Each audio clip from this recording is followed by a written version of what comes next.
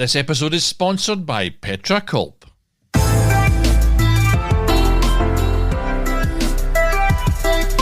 Hello and welcome back to Film Pro Productivity and Success, the podcast that helps creative people to live a more focused, effective and happy life. My name is Carter Ferguson and this is episode 134 and it's simply called The Best Advice.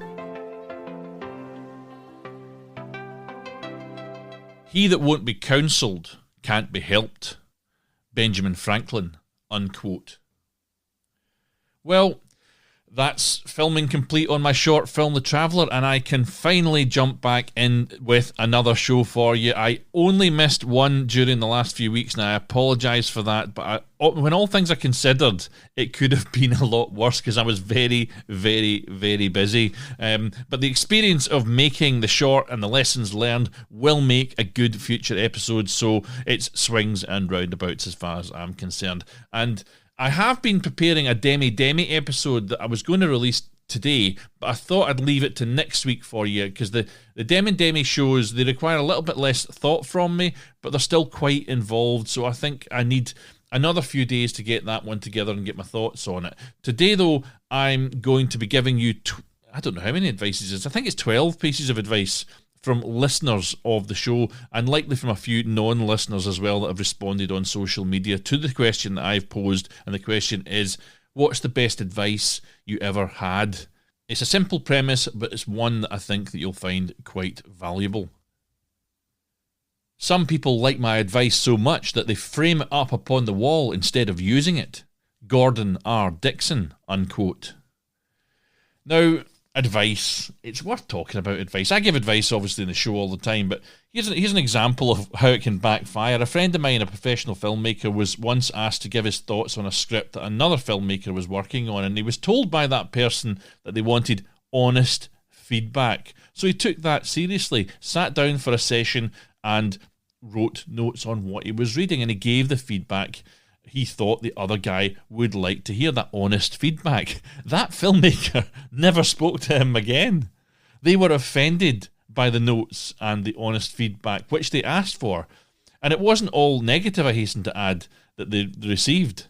And I've had similar experiences myself. There was a time when I felt like every low-budget filmmaker or wannabe creative with a half-baked idea, film idea that is, they wanted me to come on board and work with them as a producer on their short film, and 9 times out of 10 with them in the leading role, they wanted to cast themselves in their own film. Some of them would come to me with ideas. I mean, they were atrocious, saying, my life is so interesting, you've got to hear what's happened to me, it's going to make a great film. And they'd want me to write the script of their film and then have them play in it. It's completely insane. But I always say to these people, because it happened that often that I basically set a rule of what I was going to do for myself. And I always said to these people that the best producer they could get, I've mentioned this in a previous show, the best producer they could get for their own project was themselves, and that they should go away and work it up to quite a high level, and when they couldn't make it any better without another person's input, then maybe come back to me and talk to me about getting involved. And I said to them, that way you will have full ownership of it too. If I write this whole thing up, it's going to more or less belong to me. You're going to be gifting it off to someone. But if you stay in control of it and you lift it up, you're going to be the one that has full ownership of it. It's your film and no one will mess with it. And with the prospect of having to do actual legwork on a film without someone else like myself carrying them across the finish line, sometimes over the start line too, if I'm entirely honest, and most of these people never took it any further. Some did. Those that did, though, benefited greatly from the experience because I was giving them serious advice. I wasn't just palming them off with that one. And so I've considered advice in the past, and I think there's 3 types of people out there when it comes to advice. There's those who will never listen to any type of advice. These are the ones who don't listen. They don't listen with the intent to understand. They listen with the intent to reply, and that's number 1. Number 2 is those who seem to think that the advice given makes sense, but then they do nothing about it. They're usually very imaginative and make up all sorts of excuses for not following good advice. Sometimes they're giving you the excuses of how they can't possibly do what you're advising them to do while you're still trying to explain to them what they should do. And then there's a third category, and that's those who examine and analyse the advice carefully, find out that it makes a whole lot of sense and actually embrace it. But they are a rare breed in danger of extinction in my experience anyway. And I count myself as being one of the third category, but I do sometimes still fall into category 2 when I'm in the thick of it, I find sometimes. And often I'll reject advice only to realise later that my head wasn't quite screwed on, and I'll catch up with the thought and consider it at a later date, and I'll implement it at that later date instead. But I will take it on. But sometimes it takes me a little bit of time to come round to the advice that I've been given. I have to let it marinate. Is that the word? Marinate, I think. Marinate? I don't do cooking. Anyway, I eat cooking. I love it, but I don't do it. John Steinbeck has once said that no one wants advice, only corroboration. And with that in mind, let me ask you, how often do you really honestly take someone else's advice and go on to actually implement it? Perhaps it's a slightly unfair question because you're listening to this and it's a productivity show, it's a show about success. So perhaps the listeners of this show maybe mainly are moving into section 3 or the third character type that I described earlier. But anyway, I've got to ask you, how often do you successfully implement the advice that you get? How often do you say to yourself, well, no, that is a good idea, that's a much better way of doing things than the way I've been doing it or was planning on doing it. I'm going to implement this strategy or whatever starting today. How many of you actually do it and then follow through with it? And I don't refer to myself as a productivity guru, in inverted commas, but I'm certainly a productivity fan, and I implement strategies that I come across all the time to greater and lesser effect. And when I'm asked for advice, I've noted that much of the time, people actually do go on to do exactly the opposite of what I tell them. And I try to frame advice in that sort of compliment sandwich. You know, I attend Scottish screenwriters quite often where we read scripts, and you get script writers that are there that have just written the first thing ever, and you get people who are more experienced there, and you've got to give feedback. And they say they want positive feedback, but what you really want to do when you're giving feedback is give like a positive sandwich. So say something good, say something maybe that's a bit more negative, and then you want to sandwich it with maybe another compliment or a positive thing towards the end. So there's ways you can put across advice that it should be taken on board. And certainly if you're going to something like a table read of a script that you've worked on, I would imagine you're desperate for feedback and advice. One thing I say at the table reads, if I'm in charge of a table, is I say, please don't just tell this person they've done a great job and it's wonderful. That's not what they're here to see. Try and find something that's negative about this, or that you think could be improved, or you think it could be clarified about what you're reading here, because that's what these writers really want to hear. Yes, they probably do want to. What is that quote I gave earlier? Yeah, the corroboration one. No one wants advice, or they only want corroboration. Perhaps some of them do want that, but I think you should give them on a level advice that's going to improve what you're reading, at least you think will improve. Then they've got the option down the line to ignore your advice if they don't agree with it, or to consider it, mull over it, and then go forward with it. Anyway, I went off my notes on a big one there.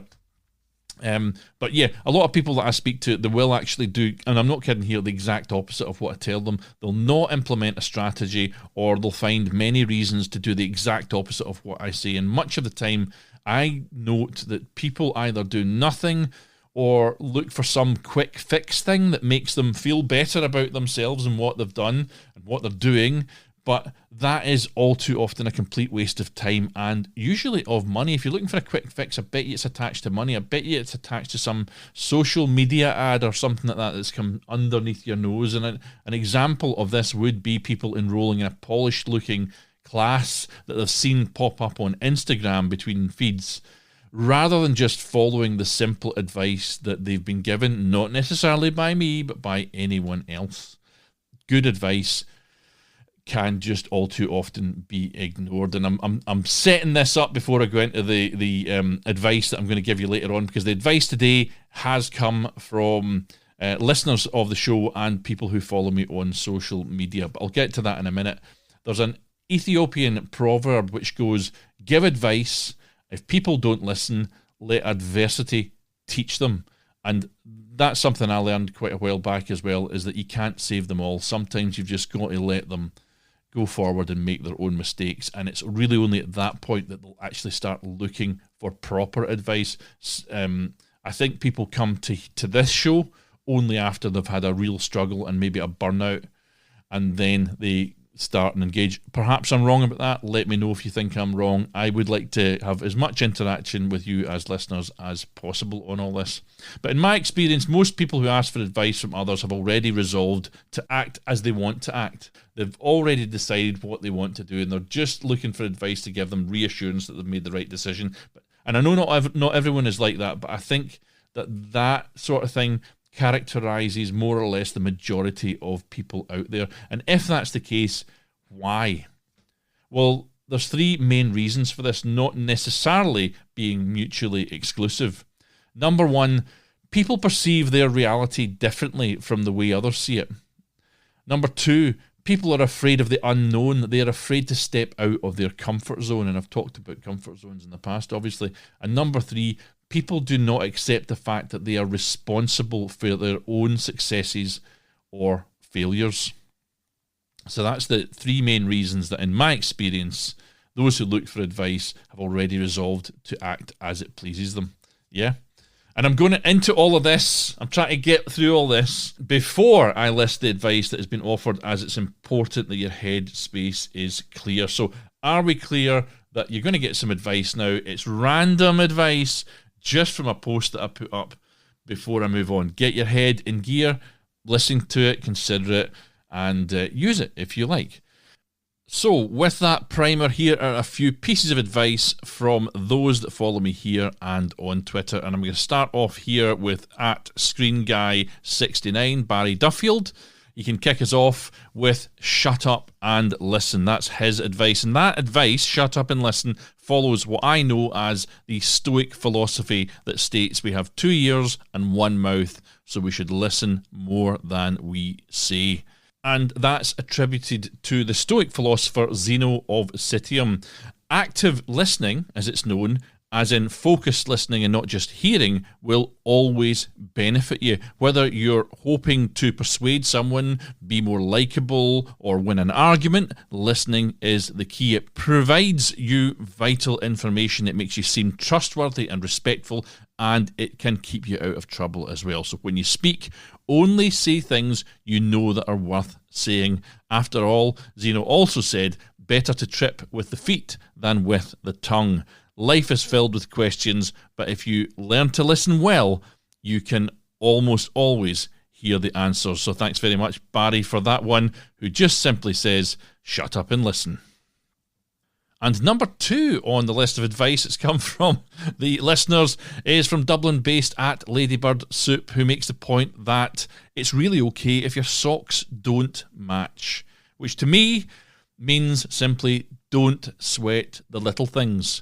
Don't give in to petty problems, and don't worry about insignificant matters at all. It was an author called Richard Carlson who said, don't sweat the small stuff.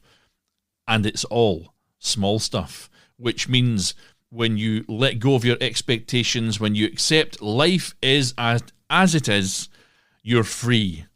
To hold on is to be serious and uptight. To let go is to lighten up.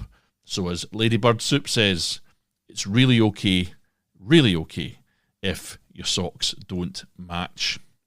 And third up here, we've got one from New York Studios. That's @FrankWhite0612 on Twitter. And I'll put all these on the show notes as I go along. And he had this to say to any actors out there. If you want to make it in this business, brand yourself. Make your own movies and make yourself stand out, because there are over 300,000 starving actors between New York and LA, all trying to make it. In order to beat that, make your own films, and get to the top faster. And I agree that wholeheartedly with that one, that you've got to stand out from the crowd. If you want to stand out from the crowd, you need to make your own content. It's not going to be easy, but if you're serious, then you can do it and you can make an impact with it. And if you leave it all to chance, then it could be a very, very long wait. That reference there is between New York and LA. It's the same in the UK, right across the UK. I keep saying to people, young actors especially, you know, every year there's maybe 1,000 new actors getting punted out of, I don't know if it's as many as that, but it's an awful lot of new actors that are appearing every year, either coming from drama schools or just moving into the industry. The competition is massive. If you're going to get work, you need to stand out from the crowd. And of course, that could be applied to many other industries as well. Number 4 on this list is from Bristol-based filmmaker and educator at David Neal, and his advice was this with regards to filmmaking. There is nothing, he says, that you cannot learn. And I'd add to that one, once you stop learning, then you start dying.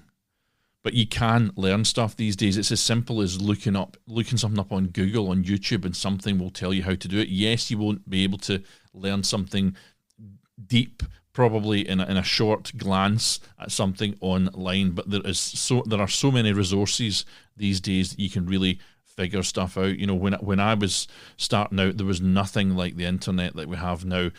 If I had to learn something, I had to struggle with it. I had to guess, and we've got so much at our fingertips these days, and it is much, much easier to achieve certain things. So David Neal's advice there is nothing you cannot learn. Please bear that in mind. And another filmmaker, Tom Keeley, at Kilgore777 on Twitter, who comes up with number 5, and he says this about filmmaking: don't wait for the perfect equipment to come along. Start with whatever you have now and learn, even if it's just the phone you have in your pocket. And I did an episode on this called Shoot With What You've Got, is the name of the episode. It's back there somewhere. Don't ask me the episode number. But the analogy for me goes further than this, and it can apply to really any industry. And if you change it from shoot with what you've got to start with what you've got, that might be enough for now. If you want to be a baker and all you've got is a home oven, get yourself a cookery book, start making cakes, start making something, a loaf or whatever. You can start with what you've got using the oven in the house. You know what I mean? It can be applied anywhere you want, but start with what you've got might be enough for now. As I say, in time, other things might come in, other bits of equipment can be learned, but you only need to get them when you really need them, if that makes any sense. So that one again is, don't wait for the perfect equipment to come along. Start with whatever you've got now and learn, even if it's just the phone in your pocket. Number 6 is from Michael J. Sanders, who is at Mr. MJ Sanders on Twitter, who says, plan as much as you can, but be prepared to rip it up on the day and go with what works. And from my point of view, I totally agree with this one. With a plan, you know at least what you're diverging from. And if you're interested in this topic, my recent episode, The Devil's in the Detail, goes into it in some depth, and you can check that one out. But plan as much as you can, but be prepared to rip it up on the day and go with what works. See what happens on the day. As I was shooting that short film recently, I was going in with a very specific shot list, and I was realising when I set up one shot in particular I'm thinking of here, that this shot actually fulfills the needs of another shot I'm going to do. So I was cutting that one out and adapting. Don't stick too rigidly to the plan. Allow yourself to adapt. Number 7 is from Aileen Bouchard on Facebook, who said, it's not what you say, it's how you say it. You have to be self-aware of how you speak, is her point. It's not just the words, it's how you say it and how those words make other people feel. So listen for how the message you're trying to put across is received when you speak, and adjust as necessary. Again, from Aileen Bouchard, she said, it's not what you say, it's how you say it. So please bear that one in mind too. Number 8 is from Dina Gurney on Facebook, and many, many others, incidentally, who simply say, treat others as you would want to be treated, which is often worded as treat others as you would have them treat you. And at Stanley, Stanley Rub, there's always these names that come up who I struggle with, but Stanley Roubaix, can someone help me with that one? On Twitter says something similar, but simpler. He simply says, don't be shit. And my friend Ian O'Neill from the How They Did It filmmaking podcast also says something similar, and one of his mottos is don't be a dick. And that's definitely one to stand by. This is known, by the way, in the productivity world as the golden rule. And various expressions of this rule can be found in the tenets of most religions and creeds throughout all of the ages, and it can be considered an ethic of reciprocity in some religions, although different religions do treat it differently. But the point is, the golden rule is treat others as you would want to be treated yourself. Thanks, Dina. Number 9 here comes from my friend Aaron Carruthers, who is Aaron Filmrit, WRIT 85 on Twitter, and he came up with this old adage, which I'm sure you've heard before. Don't let the bastards grind you down. And I stand by that one. The world is filled, absolutely overflowing with people who will try to take you down, try to undermine you or bully you or talk over you, try to dismiss you. Don't let them get to you. Stay focused, stay on target, and you will leave those sort of people in your wake. When you've achieved all these things and they're still moaning about how you don't do it a certain way or whatever, and you look at what work they've done and they've done next to nothing, you'll be the one that stands above them. So Aaron's point again is don't let the bastards grind you down. My brother Robin comes in with number 10 on this list. He is at WSCTB on Twitter, and he recommends the adage 1/3 for taxes, 1/3 for costs, 1/3 for you. And obviously this is financial advice here, and Robin knows his finances. He's worked for banks long enough. And this one should be self-explanatory to you, but you still need to action it, remember, to make it work for you. 1/3 for taxes, 1/3 for costs, 1/3 for you. Duncan McGuinness, who is at jduncan McGuinness on Twitter, backed that one up with his simple adage to spend less than you make.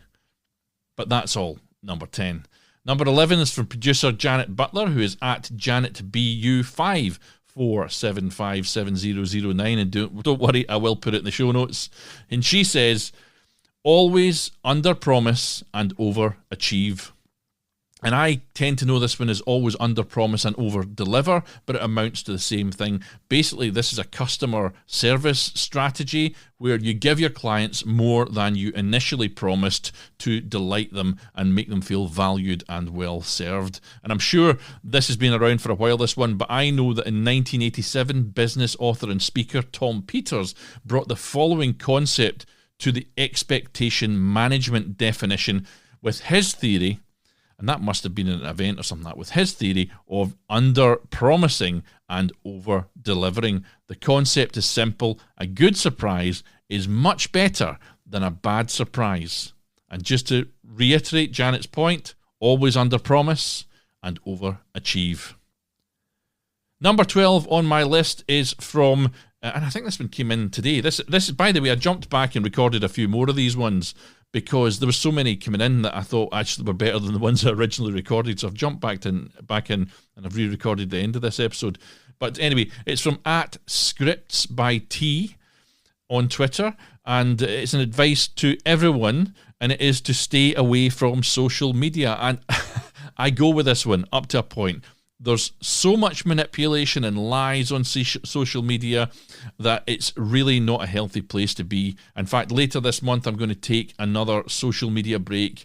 And these are always extremely productive holidays for me, social media breaks. I was off social media for 5 whole months last year, believe it or not. Social media, though, I do believe has got a place, but please do consider taking a break from it at least once or possibly twice a year, and I'd suggest that a break of 4 weeks will be enough to get your life back on track. The problem I have with it is it's addictive. You're getting a dopamine kick every time someone likes something or retweets something or shares something or answers a question or backs up one of your opinions.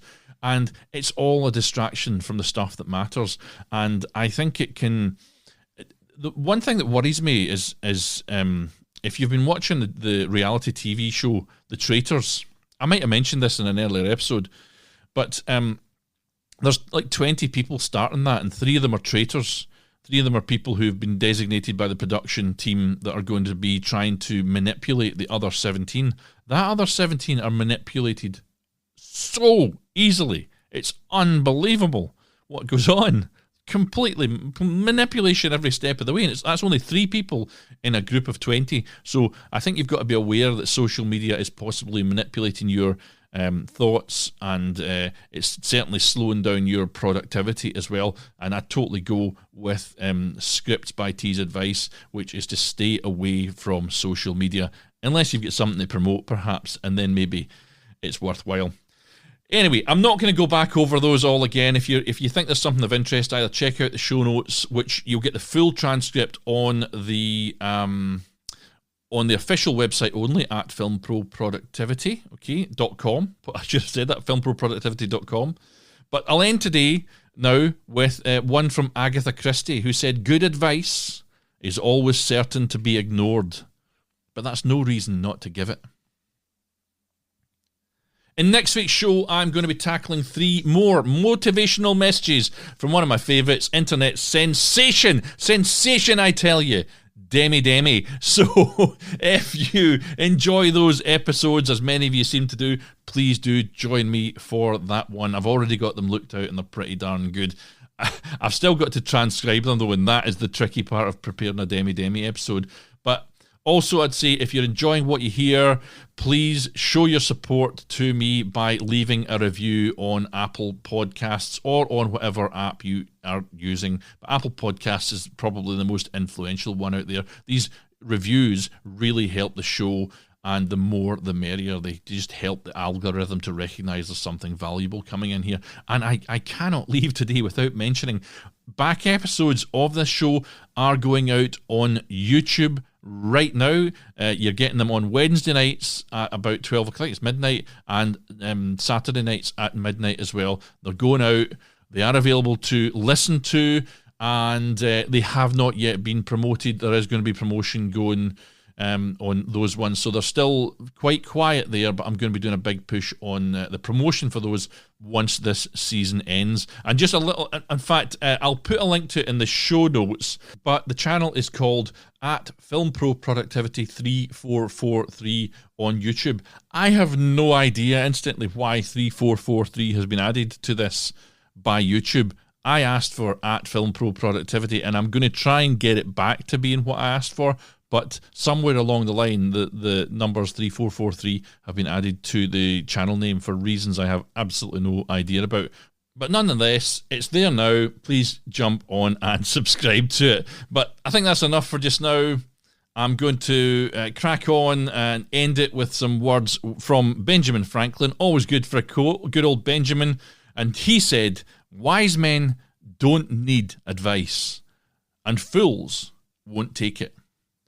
Now, take control of your own destiny, keep on shooting, and join me next time on Film Pro Productivity and Success.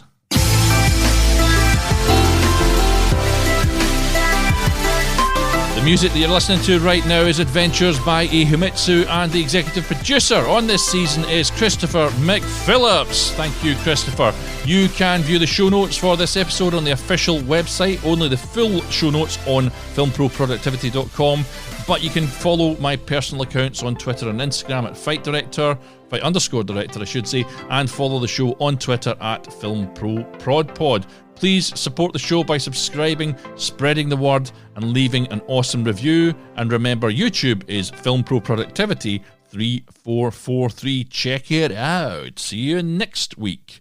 Actually, now that I've got a wee bit of extra time after the credits have run, there's only 2 more episodes of this season to go at this point. And so you're getting a Demi episode next week, and I think you're going to get an episode on my experiences of making a short film the week after that one. All from a productivity slant, of course. And at that point, I'm going to take another 12-week break. And that's the way I used to do the show. I did 12 weeks on, 12 weeks off. So I'm going to return to that format because I need to buy myself some time this year. I'm hoping to get a few more films done. I'm hoping to get a feature up and running. I'm not sure I'll make it by the end of the year, but I'll have at least a script and some development stuff happening by then. So just be warned, 2 more episodes to go. Catch you next time.